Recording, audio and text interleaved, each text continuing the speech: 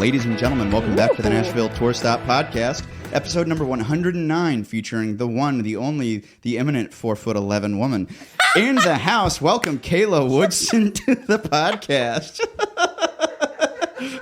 Nailed it. I was not expecting that. I love that you know that, though. Welcome to my house. Welcome to the pod. This is a cool house. Thank you. It's small. I mean, it's better than an apartment. Well, it's actually bigger than anywhere else I've ever lived, so I'm not too upset about it. I no longer have to share one bathroom with 3 other dudes. That's plus. Growing up. Hashtag this is 30. It does have its perks. Honestly. Well, thanks for coming on the podcast today. What have you been up to today? What have you been up to this week? I'm catching up on my life this week. Okay. So tell me everything. Tell you everything. Okay, well, as we all know, there was the snow week, right? Mm-hmm. So that was just chaos. Snowmageddon 2024, the year of our Lord Lainey Wilson. Here's the thing, though, right? Like, I don't mind being stuck at home. Right. But then I want the option to leave. That's the problem. That's the problem I don't like. Like, being snowed in for a week, like, the first couple days, I'm like, it's pretty. Because you're a teacher, right? Yeah. I teach preschool. So, technically, that counts as teaching. You're teaching the minds of young children. Yes, very young Red, children. Red, green, blue. Yeah. I can kill it in colors and shapes. I can. Oh, but, like, ask me, like, a high school math question, I'm out.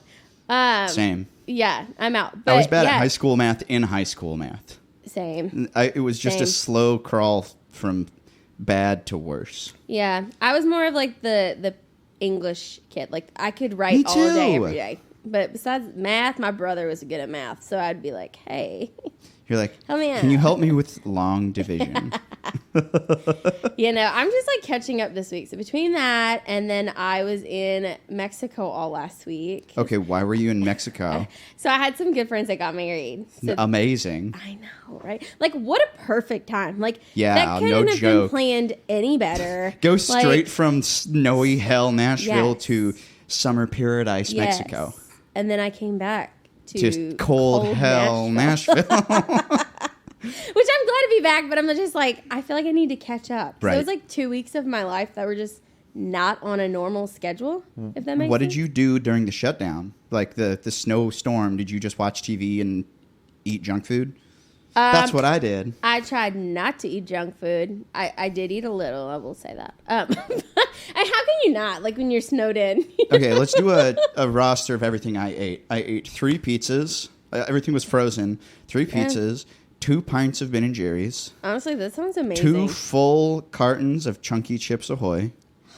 And then I bought a 12-pack of one of those, like, Arnold Palmer iced tea lemonade things. Oh, the black cans? Yeah, those oh my are gosh, so those good. are so good. Sponsor us, Arizona. Really, though, honestly. I want some of those if you get sponsorship. But I ate so much junk, and I slept right there on my couch for 5 days.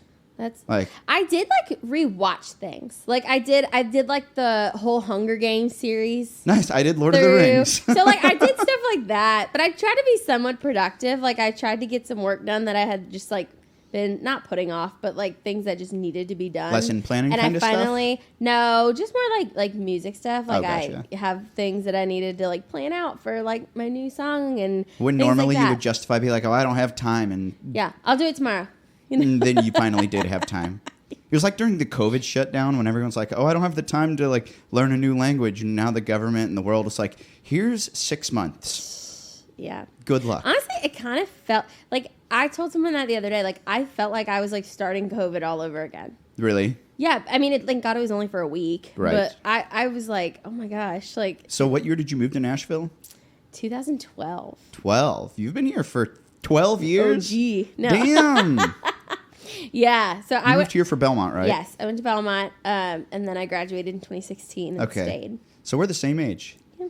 Look at us. 30. Class of 2016, baby. I actually had to do a victory lap semester because I took a break and went to Mexico and partied. That was actually what I did. It's a trend. Yeah. I'm like, I can't say I'm 30. I'm not 30 yet.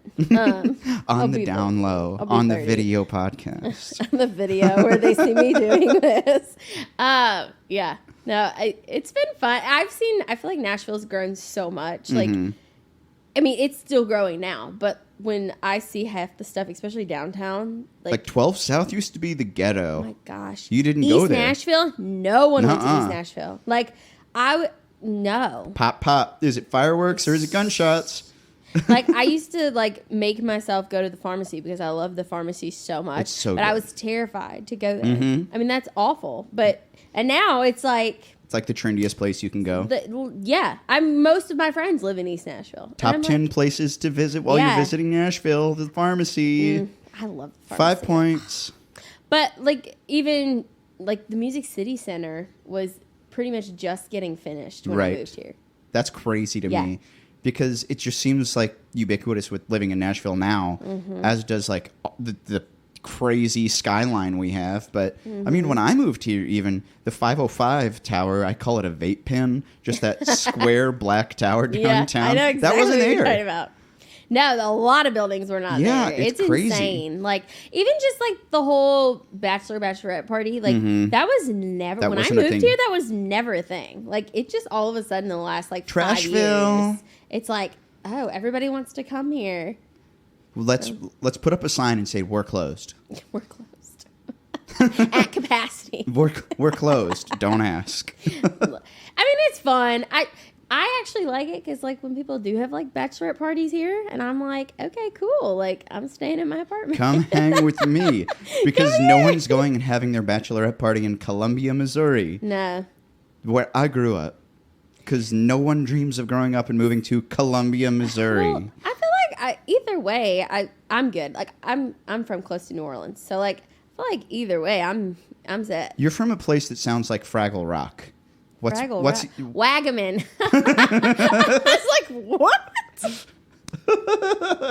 Fraggle Rock. You're from Wagaman. You're like, from Wagaman? Wagaman, Louisiana. Yeah. Yeah, that sounds like a Looney Tunes town. I used to tell people like Wagatail, Wagaman. Okay. That's the best way to explain it. Wagaman. But that's close to New Orleans then. It's about 20 minutes outside. I mean, talk about tourist destinations, New Orleans and Bourbon Street. Mm-hmm. I went there once and I was like, I get it. Yeah, it only takes one time to understand it. I did a photo shoot at a New Orleans bar, actually, for the album I released in 2017. Okay. But yeah, I forget what the bar was called, but it was super tiny, and it had this, I would assume just some kind of a band playing in there. There was a dude with a tuba, but it was so tiny, and my friend just was taking photos of me drinking at this bar, and I was like, how indicative of what the future of my life was about to look like. Just pictures of me at bars. Mm-hmm. And now you're literally at bars, every night? Every day of the week. Yeah. Not because I want to go out drinking every day of the week, but thank you, Tour Stop. Thank you, Tour Stop. I mean, hey, at least it's like a job that you love, though. It is. I describe it to people as like, I do what tourists do for vacation. Like, I go to a bar, and I have a beer, and I watch a band. Yeah. And then they're like, and they give me money to do that. Yeah. Which is a crazy job. Yeah. But I mean, it's a great job. It's not bad. I mean, hey. Anytime you catch me complaining, be like, hey. Remember? Stop that. You could get a normal job. You could go back to serving at the Frothy Monkey. See? Which I did for 9 days and then quit on the spot. 9 days. It was so bad. It was my first job in Nashville. And I love Frothy Monkey now, but 7 years ago when I moved here, I had never served. And I applied for a job. Okay. And when I showed up for my first day, no one was there. And they had forgot they hired me. Oh my gosh. So I showed up for the downtown Frothy Monkey on 5th Avenue. And I was supposed to be one of the opening shifts. And they were supposed to open at like 5 or 6 o'clock. So I got there 5:45, whatever it was, before my shift started. And I just waited on the street until someone showed up. Oh no. And they didn't open until 7. So I'm on the street by myself for like an hour thinking like, did I go to the wrong place? And this dude showed up and he was the cook. He's like, are you waiting for something? I'm like, yeah, I got a job. No, I'm sitting here for fun. He's like, I'm just hanging out in front of the Frothy Monkey waiting for the coffee that hasn't been prepared yet. Jeez. But when he let me in, he's like, so did somebody hire you? And I was like, yeah, I had an interview a couple weeks ago. They said this was my first day. And he goes, okay, welcome to Frothy Monkey. Maybe we should do that for all jobs. Just go into some, I am the captain now. Yeah, right. Go into Amazon and be like, I am Jeff Bezos now. If only. Jeez. So how long have you been teaching? Not very long. So was this not what you went to school for then? No. So I went to Belmont. I studied entertainment industry studies. Okay. So like music business. That's cool. Pretty much anything entertainment related. Music, gotcha. television, radio, travel, sports. And I started working at the Country Music Hall of Fame downtown a week after I graduated. Okay, cool. And then with COVID, so I've been there almost 6 years. They let most of our department go. That sucks. They furloughed us, and then by the week of Christmas 2020, I got let go. Yeah. And so, I mean, it is what it is. But one of the guys that I had worked with at the Hall of Fame, of course, when it rains, it pours. So one of my tires popped on my car. Mm-hmm. With no job. Yep. Go figure. Then that led to all 4 needing to be changed because that's how it rolls. Right? Oh, yeah. That's happened to me so many times. So I was in Sam's waiting to get my tires done, walking around, and I ran into him. And he was like, my wife is the assistant director at a preschool, and they really need help. Like, would you be interested?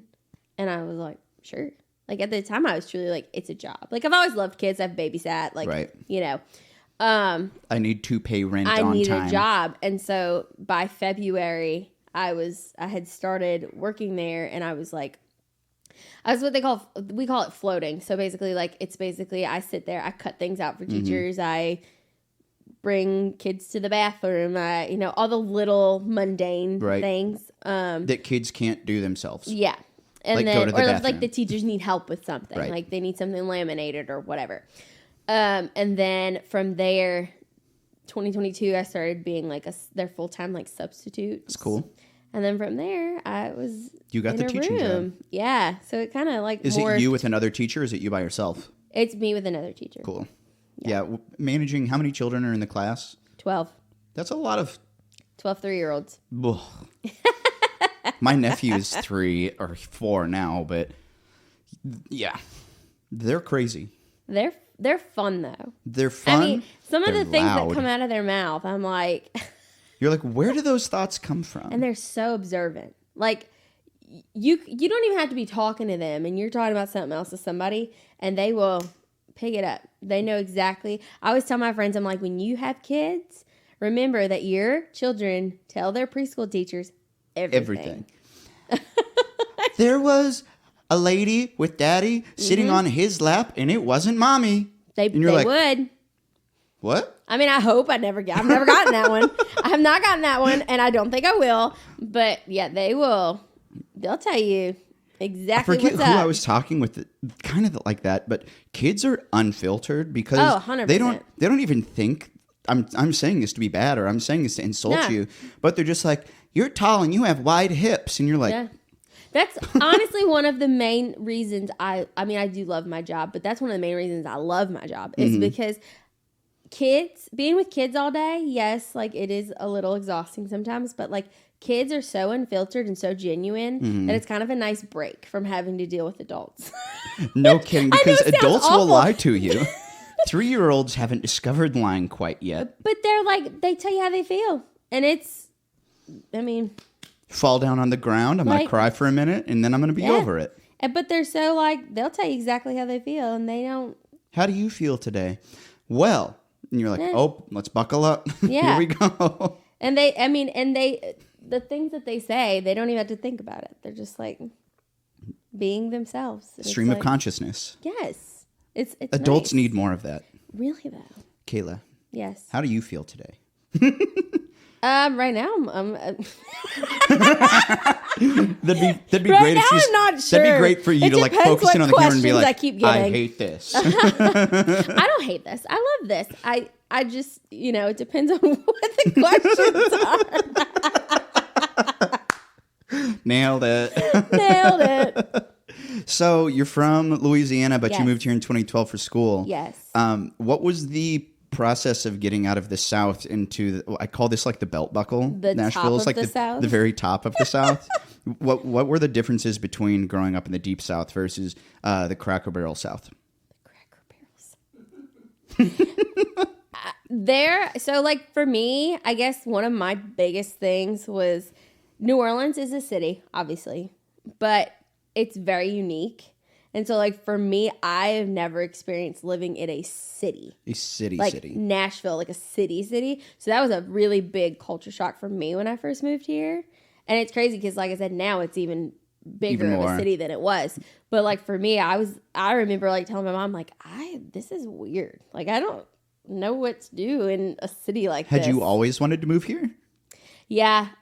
College was my bargaining chip. Yeah. So I wanted to move here right out of high school to do music. And my mom was like, hey, like, you should get a degree. As much as I love that, like, maybe just look at colleges so I know you have a bed to sleep in and food to eat. And I was like, okay. And I had known a girl that went to Belmont, and she was telling me about it. So I was like, let me check it out.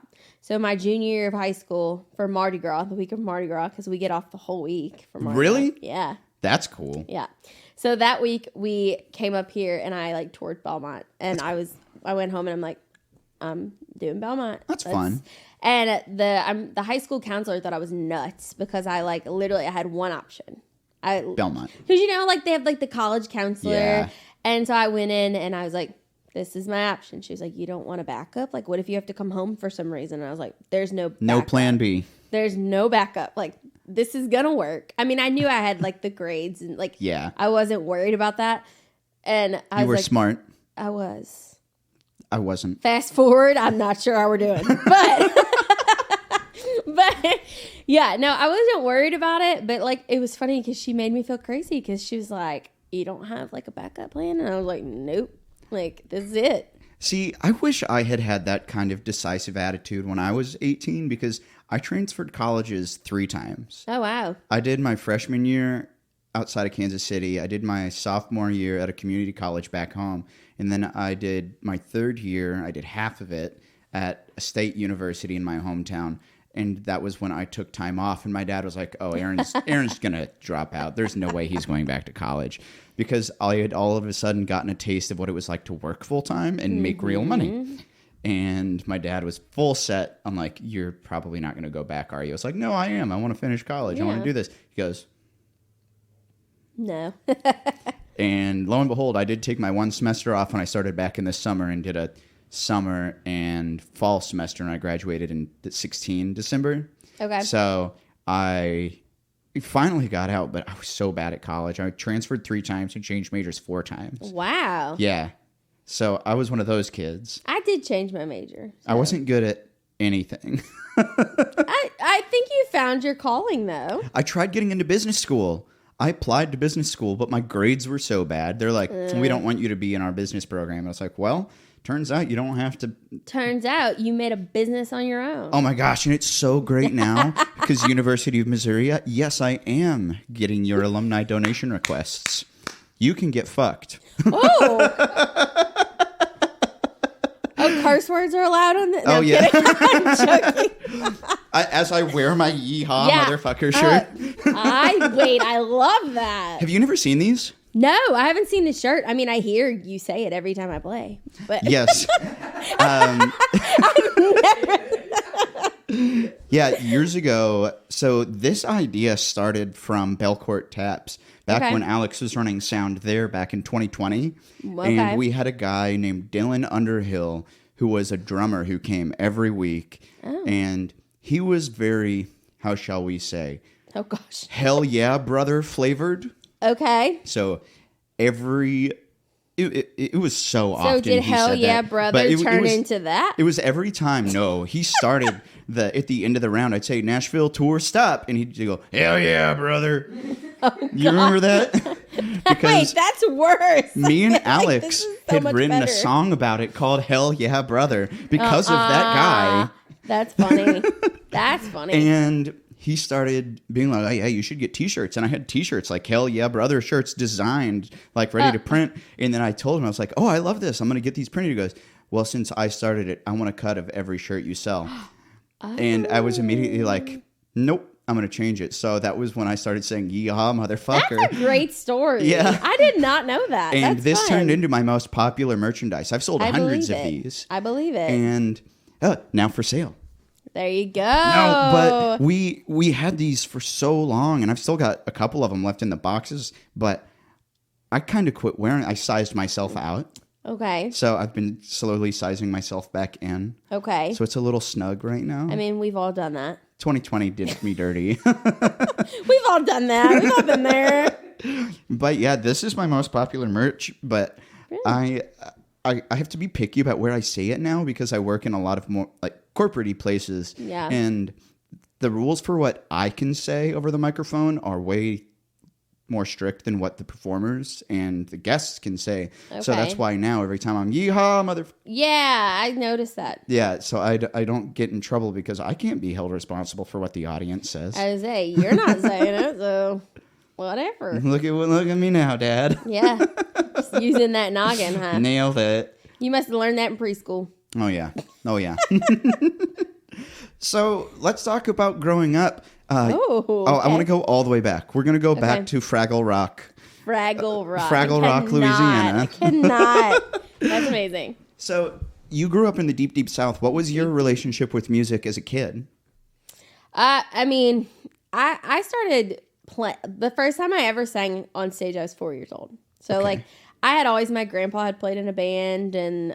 was it like singing in church? No. I started, I don't know how I got to this point, but I was singing with like a group of kids. It was like, I don't even know what it's... children's choir, some kind of community children's choir. It wasn't a choir. It was like you get up and sing a song with a karaoke track. And it was like a group of kids. And the first time I did, I was 4. And we have a video of it. It's the cutest thing ever. I say that not because it's myself. You're like, it's so cute because it's me. It's not because it's me. But I like sang a song on the stage and I took the microphone and someone in the audience screamed, "Where are you from?" And I literally, in the microphone, I saw my mom and I go, "Mom, where am I from?" Because I had no idea. And so, like, that's the first time I was ever on stage. And I grew up around music. I mean, obviously, New Orleans is obviously a heavy music town. And yeah, and like, my grandpa played in a band and music was always playing. My mom was big on, like, 90s country. We always had that. Naturally. My dad was a huge 80s rock. Like, loved me some Journey and Guns N' Roses and Def Leppard and all the things. Yeah. So... yeah, I mean, I always just had music around. Like, it was always something that was there. And then I just discovered a love for singing and was just took off. Songwriting part of it when you were a kid, too? Or did that come in way later? I did write songs somewhat. I mean, obviously, they weren't, like, good songs. They were like little 6 jingles years old, or something. You can't write melodies. about life, honestly. Yeah. I don't know, like, my mom used to say that, like, she has these books still, like, where I used to just start sing words in the tub, like, as I was, like, a kid, and I'd be, like, singing to myself. So they'd go get, like, a notepad and, like, write these things down that I was singing, which don't make sense, right. You know, but... Naturally, they don't make sense. But, yeah, like, I guess that was, like, I wouldn't even count it as writing, you know, but, like, I guess that was the first time I, like, actually showed an interest in, like, making up songs and like doing things like that. And then when I was about 9, I released an album and I had a couple songs on there that I had written. That's cool. Oh. But you go back and listen to the Jewel Case CD. No, I mean, I used to get I used to play a lot at festivals and stuff in the area. When I was about 10, we grabbed my like little what is that called? The karaoke machine kind of thing, and went to a festival and they had a little side stage and I sat on the side stage and they kept switching out the CDs and you just and I was along? Singing song after song That's on cool. this little side stage. And the guy that ran the entertainment at the time came up to my parents and said, "If you get her a band, I will put her on the main stage next year." Damn. And my mom's like, "Yeah, okay. Okay. Like, what do you expect me to find a band?" And luckily through just like singing and networking and just knowing people, there was a guy that used to play around town and his keyboard player told my mom, "I will put a band together for her." And that's cool. From that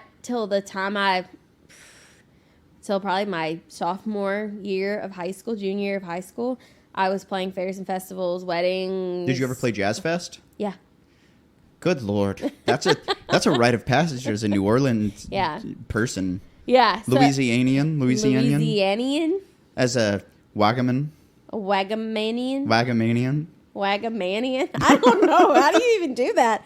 No, I mean, it is nonstop. I was like pretty much like middle school through my high school years. I was playing fairs and festivals at least twice a week around the state of Louisiana. I would travel to Texas and play Opries and things like that. And that's sweet. Yeah. It is a lot. That's way more interesting than my like background. Oh yeah, so I played in a church parking lot when I was 16. Yeah. But it's still cool though. I won a battle of the bands. Everybody's got their own journey. So I know you also got to do a performance with Lady A, right? Yeah. What's the story behind that? Okay, that is a crazy story, honestly. I haven't told this story in a long time. So back in it was 2015. So I used to do live band karaoke at the Hard Rock down here in Nashville. Okay. So every Thursday, my band and I would come set up, and from like 7 to 11. Was that up there on the second floor? Mm-hmm. Cool. And people would come up, they'd eat, they could sign up to do karaoke. So it would be the first like hour or two would be Lunchbox from the Bobby Bone Show. He would host it. And then I would basically just be there to sing. Like if nobody was volunteering, I would just kind of be there and I'd sing a song. Well, and then he would leave and then I would host. That's cool. And then we do that every Thursday for ever. And one night they did a drawing for this trip to the Dominican Republic, and it was like an all-inclusive, like Lady A had a concert, blah, blah, blah. And you had to be there to win. So like you'd sign up. Well, they did the drawing at like 10:30, 11 o'clock at night. So the first two people they called weren't there.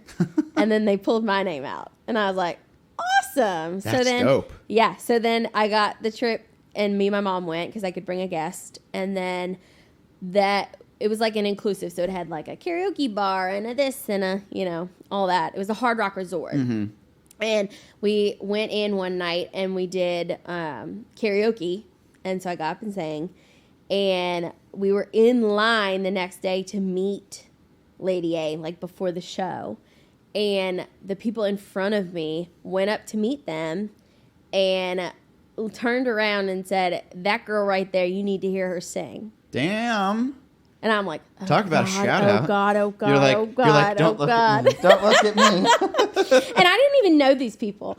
And they were like, and they were like, oh, really? Like, and I, we talked, and I was like, yeah, I'm at Belmont, I'm in Nashville. And they were like, keep singing, like, keep doing, they were really, really nice. And then at the concert, so since we had like the VIP, we got into the concert first. And so we were up in the front, and we were singing along. I mean, as you would. And I literally remember Hillary Scott looked at me, pointed at me, and did this. And I literally turned around. I literally was like, who are you talking to? My mom's like, she's pointing at you. And I was like, no, she's not. No, she's not. No, she's not. So then they pulled me on stage, and I pretty much just blacked out at that point. Right. Like, I literally, as we all would. I literally watched the video after, and I was like, I pulled that microphone out of her hand so fast. Like, I own that. Give me. Like, I was like, this is it, And I didn't mean to, but I think I just blacked out. It was American Honey. Damn. Yeah. So it's not like they're giving you just some random ass B-side. They're giving you a good one. Yeah. It was really cool. And I was like, okay. And then I thought, okay, it's done. Like, it was cool. A great moment. Got on video. Like, and then they actually had their, like rep from like Universal or whatever. I think they were at Universal at the time. Came and found me in the audience and like pulled me back because they wanted to like talk to me. So then I went backstage and had like this whole conversation with them. They were so sweet. Like it was really cool. Then your brain starts running and you're like, is this how it happens?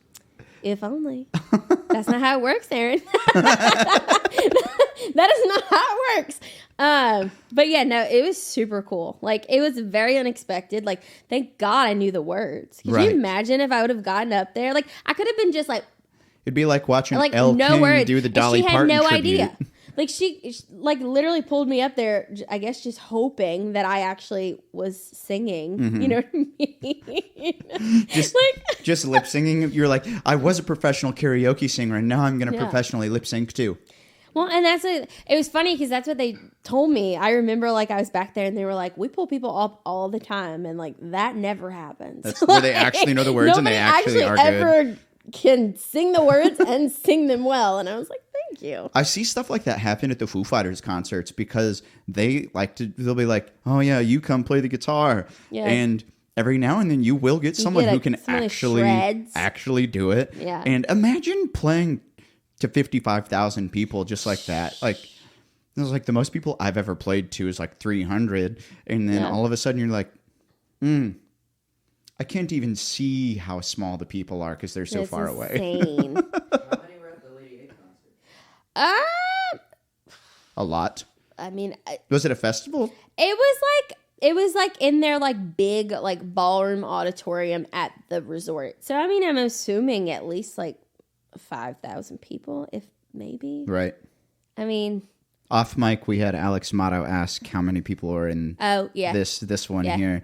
But that's so cool. I would assume I obviously didn't know. It was very dark in there, so like it was just you up there on stage with Lady A. And I truly blacked out, y'all. I'm not even kidding. Like I literally rewatched the video and I was like, oh my God, I cannot believe I just grabbed the mic out of that girl's hand. And I didn't do it on purpose. I was just into it, you know. And I was like, this is my vibe. And like, then you love being on stage. Like an hour later, and you're like, how did I get here? Yeah. Oh, I was freaking out. I literally remember I like went back to the hotel room and we called my dad on the hotel phone. I was like, you're never gonna guess what just happened. Dad, you had to miss this one. Come on. I know. Well, he's still not happy till this day. Every time that vacation comes up, he's like, yeah, and you just didn't bring me? Like, sorry. It's like, Dad, maybe this is your warning to come to everything? Because you never know when I might get pulled up on stage again. No, it was fun though. Gosh, that feels so long ago. It'll be almost 10 years. What a moment. What a moment. Well, hey, that's a great place to take a break. We'll come right back with more on the Nashville Tour Stop podcast.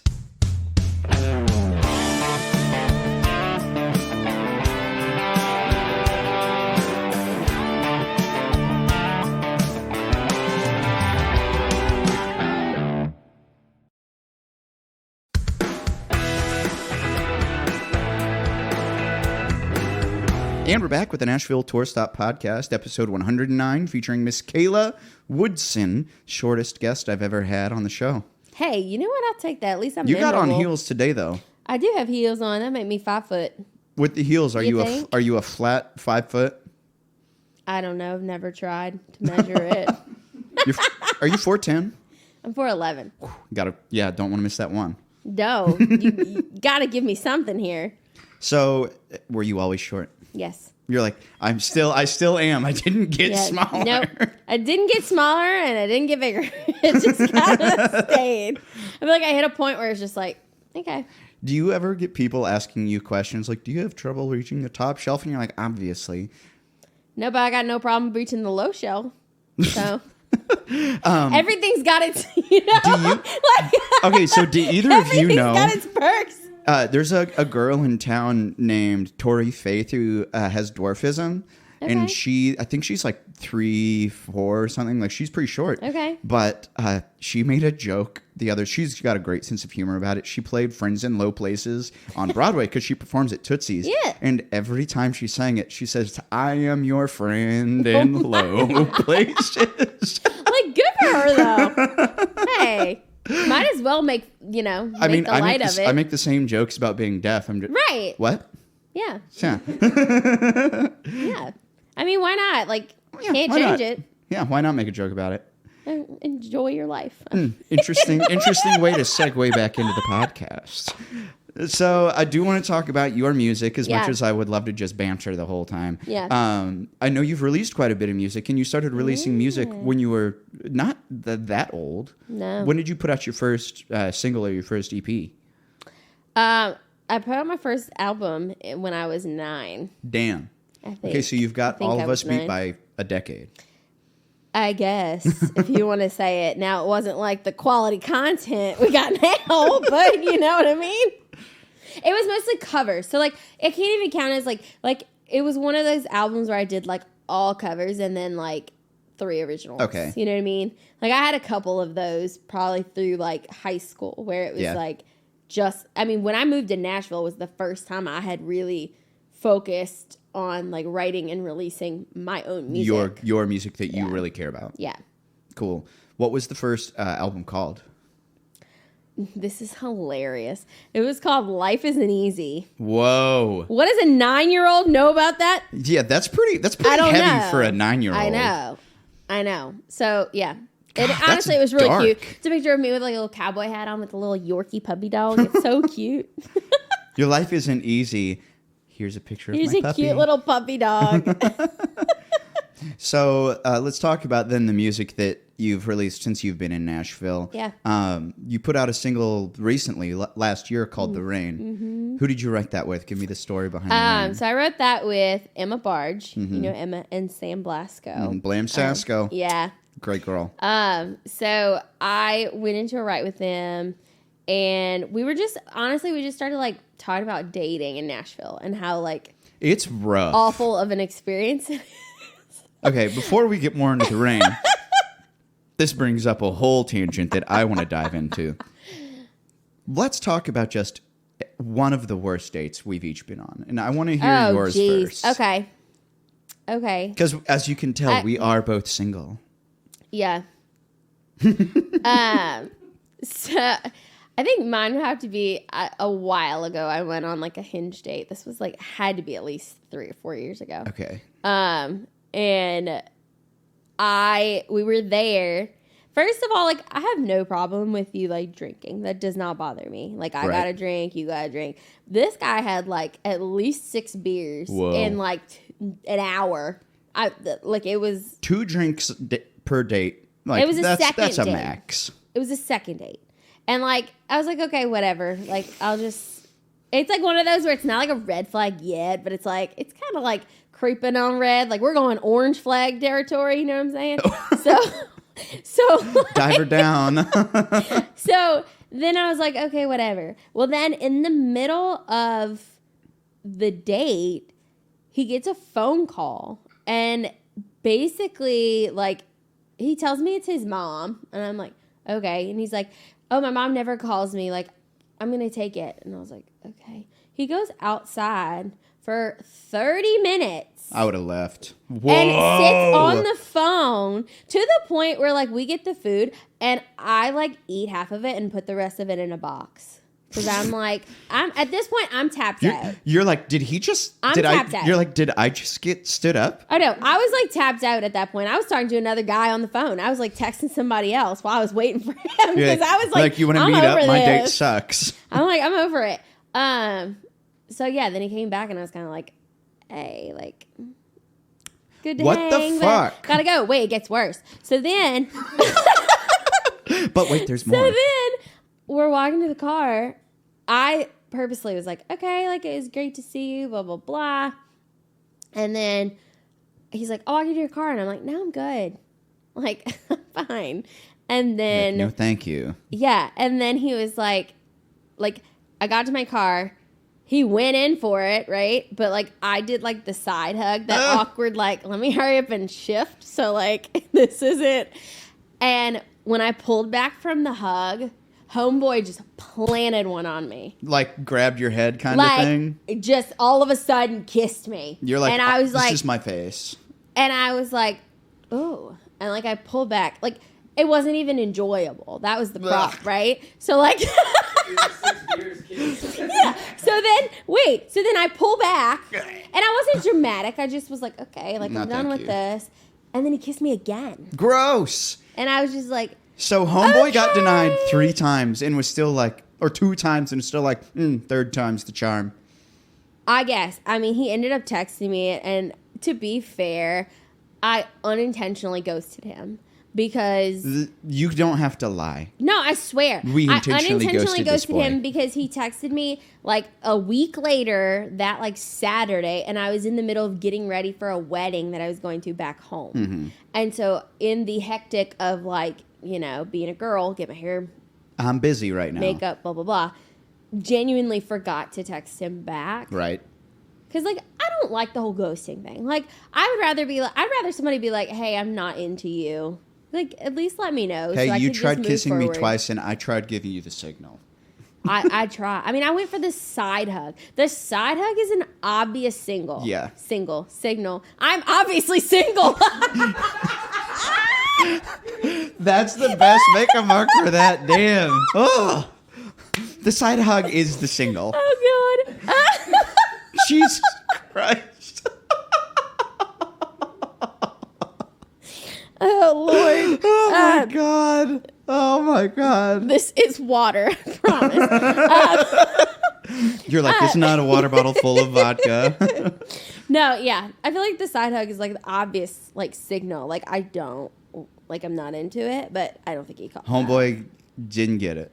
Didn't get it. Yikes. So yeah, that was probably my worst most recently, like dating. That's pretty brutal. It's not recent. I mean, it's been a couple of years. So I don't really care. I've got one that's about my date drinking too much. So I'll just go down. Okay, we'll go down the same highway. Perfect. I can't wait. So I had lived here for probably a year or two, and I think it was a Bumble or a Hinge date too. Okay. Because I definitely hadn't met this girl in the real life, but I was at the gym at the time, and we were messaging back and forth. She's like, "Hey, I just canceled a date tonight. Do you want to go out?" And I'm like, "Okay, wait. First of all, red flag. Red flag. I just canceled a date, so you won't go out?" Second, talk about being a second choice.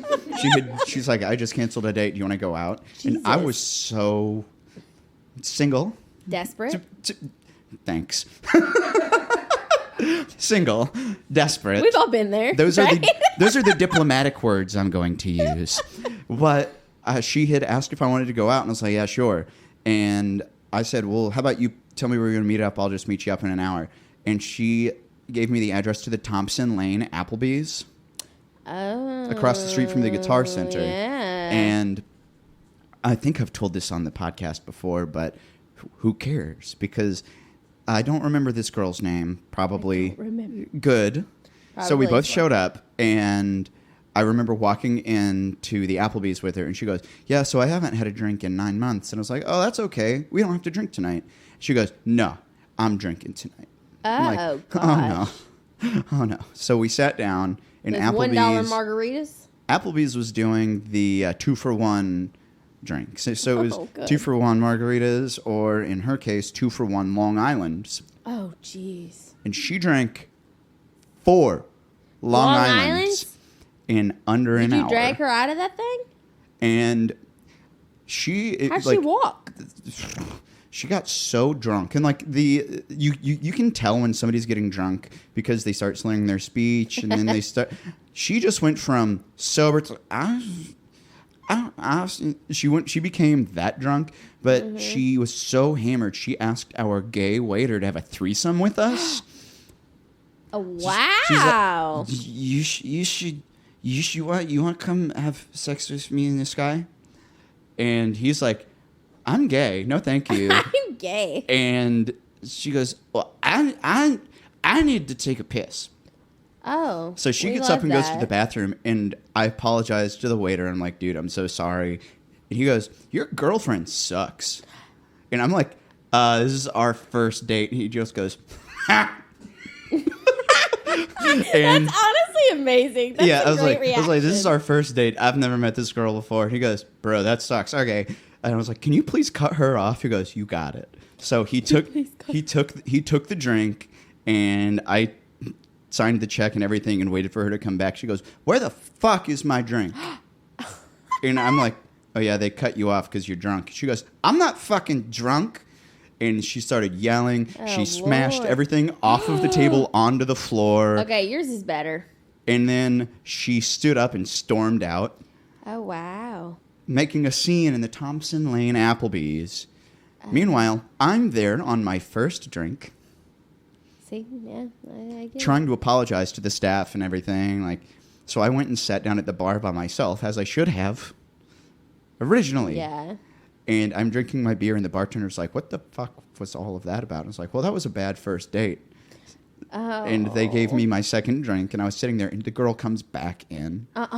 And tries to get another round from the bartender. And the bartender goes, "Was that the girl that you just went on a date with that just She came back in? That just came back. And I was like, that's her. And the bartender loved her to death. Sassy black woman just goes, huh-uh. And she walked off into the distance, never to be seen again until last year. She's friends with some of our friends and swears that it didn't happen. That's because she don't remember after 4 Long Island iced teas. That's what I said. Jesus Christ. That's what I said. This girl swears up and down that it didn't happen. And I remember seeing the girl with my friends. And I had that the gut reaction. Like it kicked in and I was just like, it's like PTSD. I was like, yeah, no kidding. And I texted my friend and was like, you remember the really bad date I told you about, the girl at the Thompson Lane Applebee's? That's your friend. You're hanging out with her. And yeah, that's the end of it. That but is funny. Yeah, I wouldn't remember that if I drank 4 Long Islands either. No. Yeah. So I think what we're saying here is dating from dating apps is bad. Which is the premise of The Rain. Yep. Perfect. No, it really is. I mean, we were genuinely talking about that, just how there's so many people on these apps and just dating in general here. Because I feel like the problem too with those things is it's like a tourist town, right? So a lot of the time it's people coming through, or they just want to hook up for the night, or there's just so many things, and it's really hard to find people that want to commit, right? And so the whole premise of it says it in the song is this drought's got to end someday, so what makes you the rain? It's what makes you the person that's actually going to make me feel like I'm not wasting my time anymore. I love that. In a way. Yeah, it's a very metaphoric way. It was also nasty weather that day, so I think the rain kind of just, it was what can we use as a metaphor for this shit show of a dating scene? Yeah, because it's bad. Yeah. It's real bad. It's pretty bad. Yeah. That was my last Hinge date. I think I went on one more after that. And I've been, I'll download the app and swipe through and then be nah, delete it again. Yeah. I had one of those moments where I was swiping through or something and I was like, is this really all that's out there? But then I looked at, turned the mirror around and I was like, oh no, I'm on here too. That's the thing. I feel like those things are rigged because I feel like they want you to pay for the good people.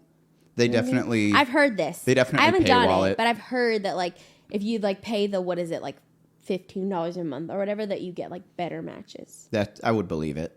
I mean, I can't even tell you the last time I was on Hinge. So keep it that way. It probably hasn't gotten better in the last 5 years. Yeah. Has anything in the world gotten better in the last 5 years? No. I mean, well, except I guess, for the S&P 500. We don't have COVID anymore. Well, I guess we do. Okay, so we're not shut down. So we're not shut down. Let's do that. Let's start there, which I think is why a lot of people started on those apps again, right? It was kind of you have nothing else to do and you can't go see anybody. You can't go do anything. Nope. So you might as well talk to people online. Right. And then if I don't want to go see you, I can blame it on COVID. Yeah. Yeah. I mean, I had a friend, I will never forget during COVID, I had a friend that came to my show with a first date, a girl that was on the first date. And then in the parking lot of our show, they made out.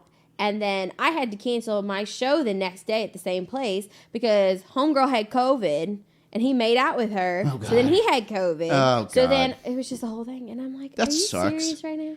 You're like, could you not have kept it in your pants for one more day? Also, just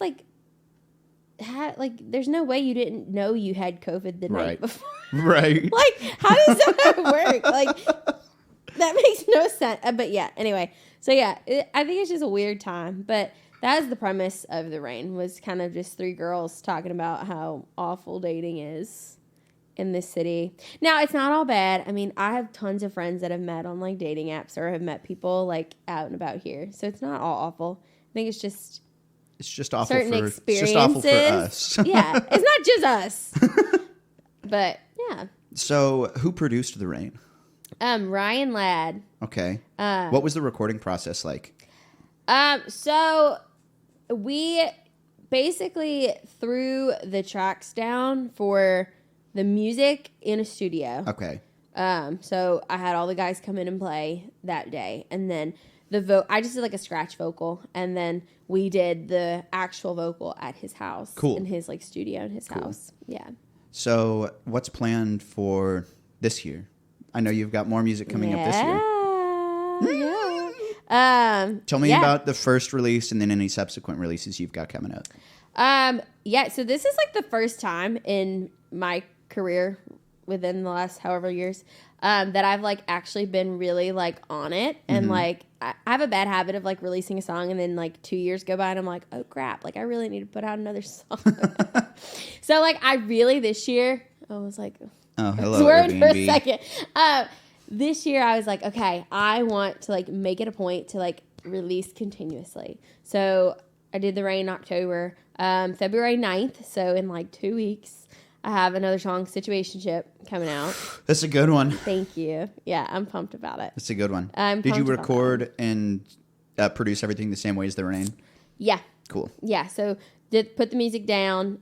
We actually did the music for that and The Rain the same day. Oh, okay, cool. So I had the guys come in and play that day. Great. I did add, I mean, you know, obviously you add things as you're like getting more of the feel of the song. I will say like for me, Situationship was harder than The Rain. The Rain was very cut and dry, like acoustic, very Is easy. this a little bit more pop bop vibe? Yes, this is a jam. Like it was funny because I wrote it with the same girls, Emma and Sam, and